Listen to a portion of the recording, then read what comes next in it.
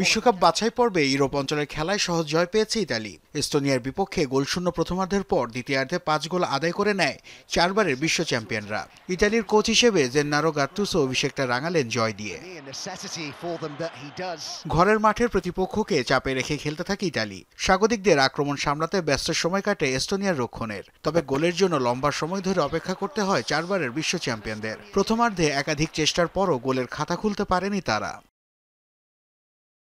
বিরতির পর খেলার 58 মিনিটে কিনের গোলে ডেডলক ভাঙে ইতালি। ডি মার্কোর ক্রসে মাতেও রেতেগুইয়ের ফ্লিকে বল পেয়ে যান কিন। খুব কাছ থেকে হেডে বল জালে জড়ান তিনি। 69 মিনিটে ব্যবধান দ্বিগুণ করেন মাতেও রেতেগুই। মিনিট 2 পর স্কোরশিটে নাম তুলেন রাশপাদরি। এরপর খেলার শেষ দিকে নিজের দ্বিতীয় গোলের সাথে স্কোর লাইন 4-0 করেন রেতেগুই। আর ইনজুরি টাইমে এস্তোনিয়ার কফিনে শেষ পেরেকটি ঠুকে ইতালির বড় জয় নিশ্চিত করেন বাস্তোনি। এদিকে বিশ্বকাপ বাছাই ইউরোপ অঞ্চলের আরেক খেলা ইউক্রেনকে হারিয়েছে ফ্রান্স। হোম ম্যাচ হলেও যুদ্ধের কারণে নিজেদের ঘরের মাঠে খেলতে পারেনি ইউক্রেন, যে কারণে পোল্যান্ডের মাটিতে হোম ম্যাচ খেলতে হয়েছে তাদের। কাঁধে ইউক্রেনের জাতীয় পতাকা বেঁধে ফুটবলারদের টানেল থেকে মাঠে নামার দৃশ্য নজর কাড়ে সকলের।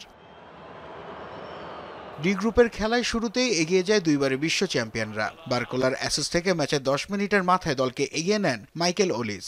শুরুতে লিড নেয়ার পর আর কোনো গোলের দেখা পাচ্ছিল না ফ্রান্স, ফলে 1-0 গোলে এগিয়ে থেকে বিরতিতে যায় তারা।